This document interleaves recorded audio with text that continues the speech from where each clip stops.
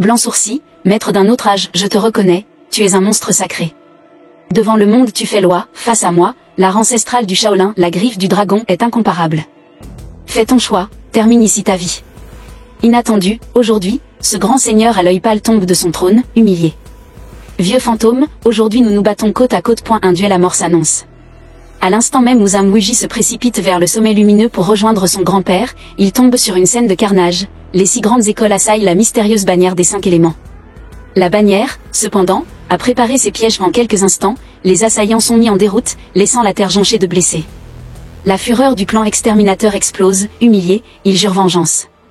Nous sommes la noblesse martiale, être vaincu sans combattre est un affront intolérable.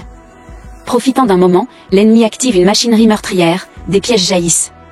Mais le doigt implacable du destructeur, appuyé sur l'épée céleste, traverse l'arène, semant chaos et confusion. Dans l'ombre, 2 observateurs sont repérés par la garde de la bannière d'acier. Pris de panique, l'un hurle, Zhang Wuji, le petit-fils de l'homme aux sourcils blancs. La proclamation attise la colère générale. Une lance s'abat, un de son grand-père, Zhang Wuji ordonne à ses alliés de percer la ligne ennemie et de préparer un autre plan. Poussé par la panique, le duo poursuivit s'égare et pénètre, par accident, dans un sanctuaire interdit de l'ordre. Ce qu'ils y découvrent dépasse l'imaginable, un secret ancien révélé. Le grand maître Yuan Zhen du Shaolin est en réalité Shen Kun, un maître aux techniques dévastatrices. Autrefois, il eut une liaison avec l'épouse du chef Yang, liaison qui provoqua la mort violente de Yang Tintian et le suicide de sa femme, rongé par le remords. Shen Kun, brouillé par la haine, rejeta la faute sur Yang Tintian. Il s'infiltra ensuite au Shaolin et sema la discorde, poussant les sectes et les grandes écoles à déclencher cette guerre. Voilà d'où vient votre malheur, c'est l'œuvre d'une femme. Les accusations emprisonnent les 2 héros dans une chambre scellée.